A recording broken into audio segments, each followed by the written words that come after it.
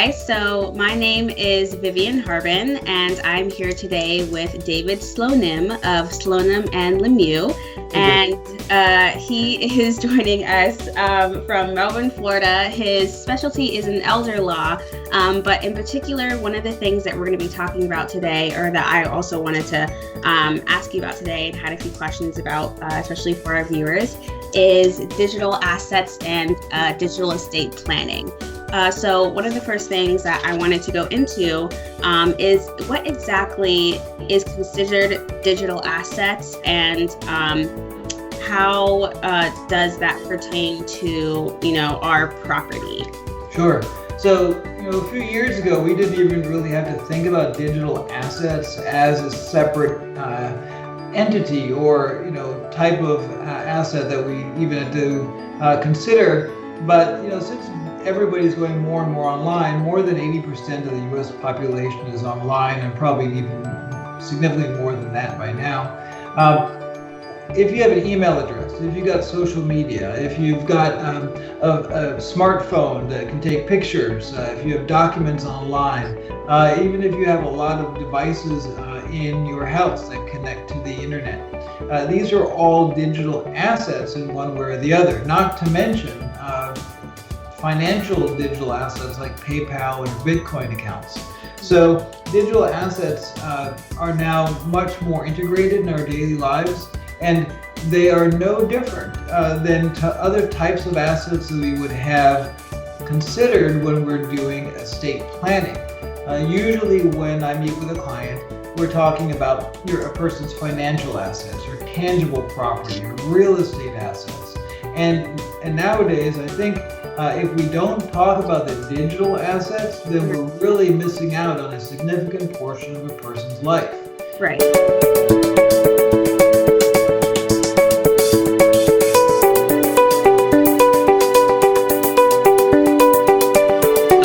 just thinking back, I can think of gaming profiles that I used to have, back in high school. One of the really big things, especially when Facebook was huge back when I was in middle school, high school, around 2008, 2009, was Facebook rolling out mobile gaming, and that became really big, and being able to make accounts with those mobile games and use that to log into using your Facebook account. So even using, so just because you delete your Facebook account, that mobile app that I use to connect or use to log in, I may have used my Facebook account to log into it, but my mobile app profile for that game would still be there. Is that correct? Probably. And so would any other profiles that you have for other social media. Facebook is certainly one of the biggest, of course, or the biggest.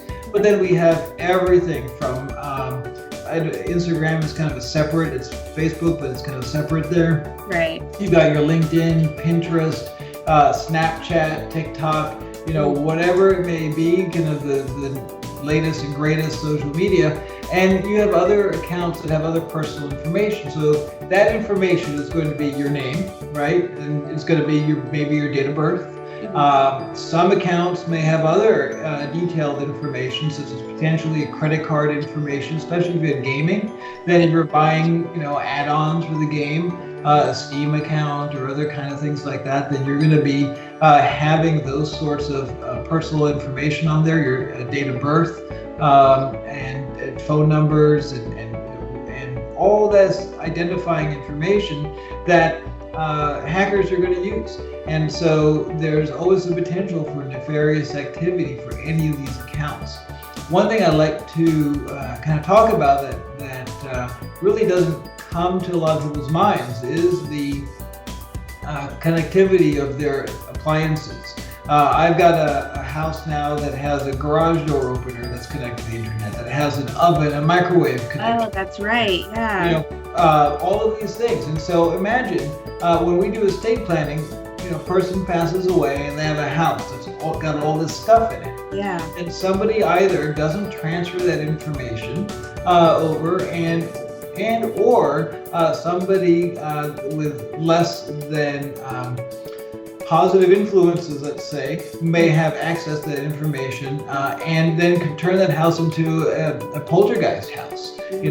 they have access to the lights, to all these different things, and besides just a security breach, it can be kind of a weird thing. So, yeah, I read an article about that not too long ago. Now that you mention it, it was maybe a month ago or so, but I saw that someone, you were saying that now people's lights and even the temperature in your house can be changed, all through your phone, and that's all connected to the internet. And someone was talking about how her and her husband, no one had passed, but someone had hacked her and her husband's iPhones, and then they just basically started terrorizing them by, and it was just a hacker. I mean, they didn't try to steal any of their personal information or anything, but it was just some, hacker thought it'd be funny to be able to get into a person's phone and started messing with the lights, messing with the temperature. They would try and change it back. He would change it to another thing, and they couldn't figure out, why it was happening, what was happening.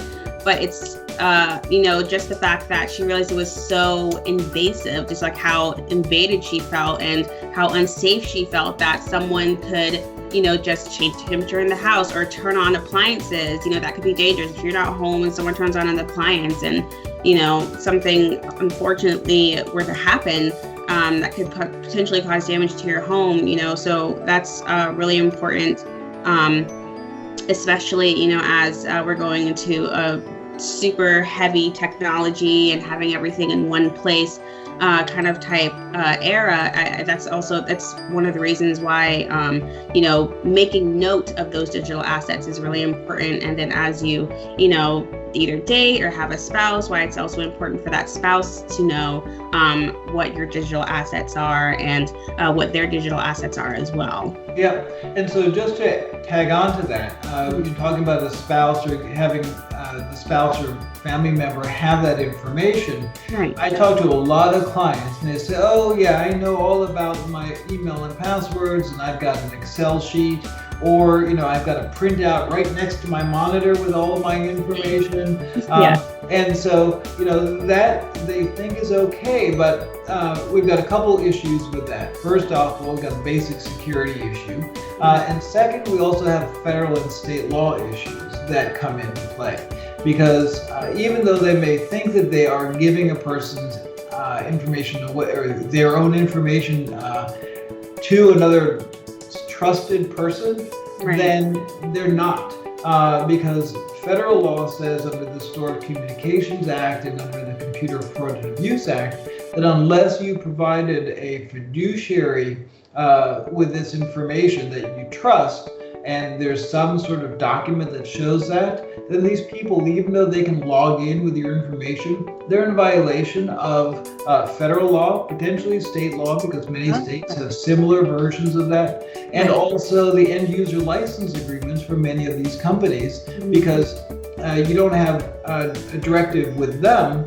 to show that these people that are logging in are authorized to do so. And while it may be mostly harmless, maybe even 99% of the time, there have been cases that people who have logged in using somebody else's information have been prosecuted and have large fines assessed to that. So it is an offense, and unless you provide it in your legal documents a certain fiduciary authority, then it could become a problem. And Apple has been notorious in some cases of not letting parents handle the accounts of their deceased child, through their cell phone or whatever, because all of that is a digital asset. And people have lost millions of dollars with Bitcoin if they don't have their Bitcoin key, for example. And there's really no easy way to get that.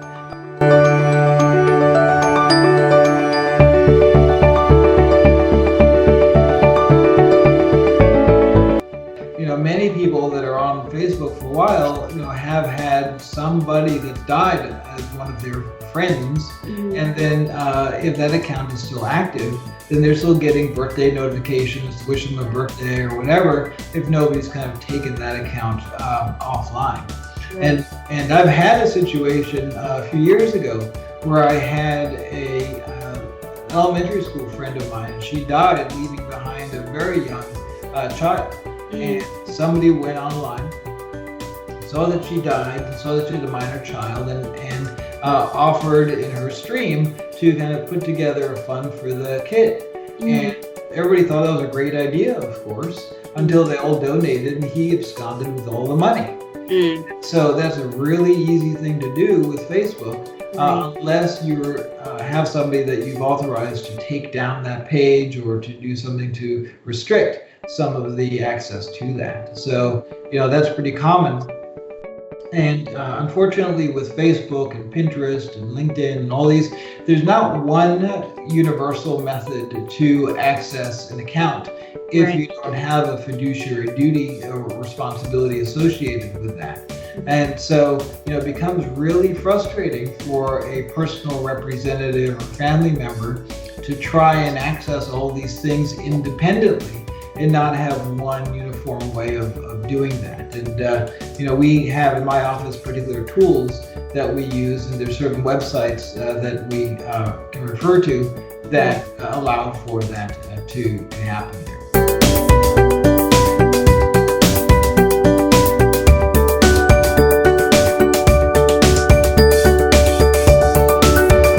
The first step is to call an elder law attorney, myself or another one, wherever they live, and to make an appointment. That is definitely going to be the first step. Once you've done that, then you start to collect all this information and also decide if you want to talk to an elder law attorney that is versed in digital assets, because unfortunately attorneys tend to be a little behind the times when it comes to technology. And so you may want to find one that has even understood or heard of the concept of digital assets if you want to talk about that. All the other estate planning stuff is pretty unremarkable as far as finding out if an elder law attorney or an estate planning attorney does that, because it's pretty much all the same otherwise. But if you have a focus on digital assets as part of your estate planning, then definitely find one that has had some experience with that. And as a little bit of a disclaimer, I do own another company with a website called Estate Pass. And that's what we do on that site. Estate Pass is basically there to allow you to create a digital estate planning document or group of accounts that allows us to universally close or transfer certain accounts to individuals. And so that's available for anybody, whether or not they go to me or anybody else. The Estate Pass is just online and available there. And so that's another way. But if they go to my firm, then we will also provide fiduciary documents for digital assets. And under Florida law, as you mentioned earlier, under the RUFADA, that was encapsulated in 2015 by Chapter 740 of Florida law. Then we have our documents, the estate planning documents being the last will, power of attorney, trust, all now should have in those documents digital asset information to allow for the personal representative or agent, however that's going to be titled, to have access to that person's information there. So, overall, collect all that, all your different types of digital assets that you may have, and try to keep tabs of it. Maybe, we have so many accounts these days. I mean, if I look at my password manager, I've got hundreds of accounts that I have logins for, but you really only use maybe top 20 of those on a regular basis. So, try to keep tabs on those there. One thing that we do as part of my practice, of course, is probate. Probate is where we handle a person's affairs after they've passed away. Right. When we talk to family members or personal representatives or executors, whatever they may be called in different states, we often would tell them to check a person's mailbox, right, and have their mail redirected to them. However, so much of our mail connectivity, as far as incoming information, utility bills, tax information, all this other stuff is not going in the mailbox anymore, that physical one anyway, and it's all going into the email. So again, it's a really important part of the planning, both on the planning side and on the probate administration side, to have access to that email information, because that may be a bit of a treasure map in some ways of identifying other assets, real world financial or tangible or real estate assets that would definitely affect the estate. So, again, one more real good reason to have a good understanding of those digital assets.